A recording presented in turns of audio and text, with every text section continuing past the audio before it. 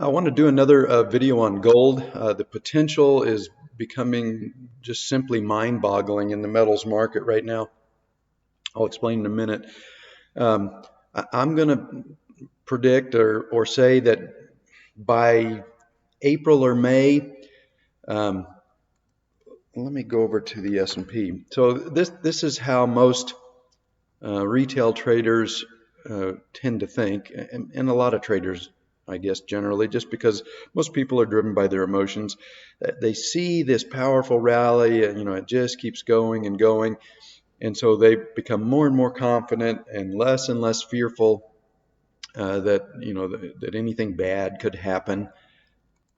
And in the meantime, price is getting stretched further and further away from the long-term mean. This is the 200-day moving average. And so if you'll look at some sentiment levels, what you'll see is that dumb money, retail type traders, they get more and more bullish the longer these kind of rallies last and the further price gets stretched above this 200-day moving average. On the other hand, an intelligent professional trader, they get more and more nervous the further this price stretches above the 200-day moving average. Perfect case in point a couple years ago was Bitcoin. At the very top, Bitcoin was stretched 260% above the 200-day moving average. That was the sign for every mom and pop trader in Bitcoin that they were at that point they were confident that Bitcoin was going to $1 million and they were going to make their millions.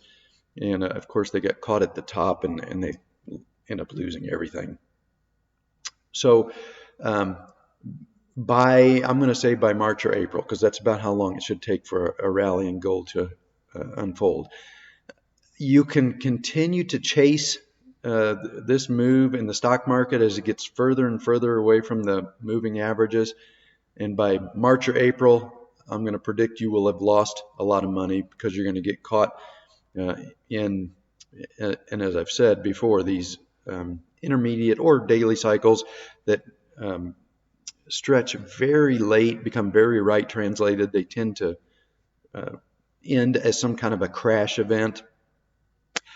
And so by March or April, you're going to get caught in that crash event, and you're going to give back any gains that you make in here, even though it's going to feel good.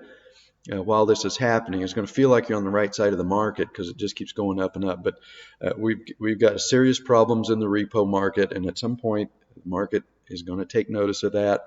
That something is broken, and then everybody's going to try and get out the door at the same time, and the stock market is going to produce some kind of crash. And I'm not talking a 1987 crash, but the kind of crash that will take price back down to the 200-day moving average in the matter of 2 or 3 or 4 days, and probably a little bit below it.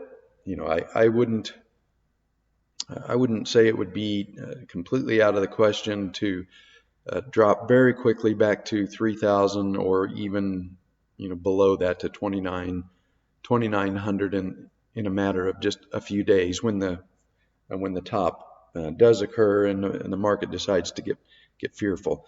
So that's what you have to look forward to if you let your emotions dictate your trading, and you just keep pushing this rally in the stock market, which is extremely mature and stretched very far above the 200-day moving average.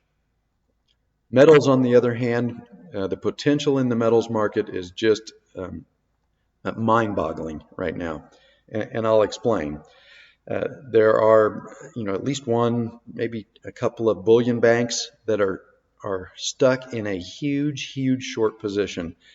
And in order for them to get out of that short position, first off, they got to quit digging the hole deeper and deeper. And they did yesterday. I'll show you here in a minute. They added a simply astounding amount of shorts yesterday to prevent gold from closing above this intermediate downtrend line and the 50-day moving average. So let me change this.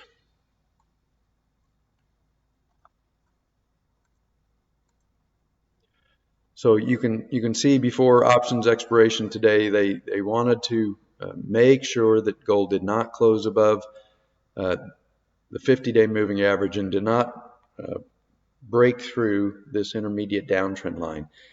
And I'll switch this over to the 5-minute chart and you'll see.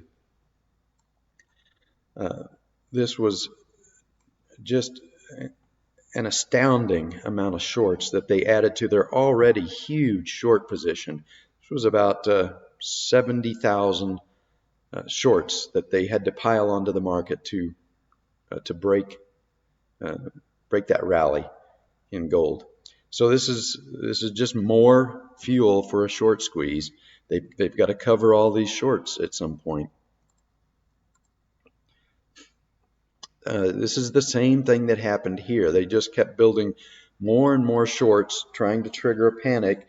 They wanted to trigger a panic sell-off, and then they could cover their shorts, down here somewhere. They're trying to do the same thing here, but again, they're not really succeeding and to break gold down. They managed to get gold below the October low here a couple times, right in here and here, and then recently they've just added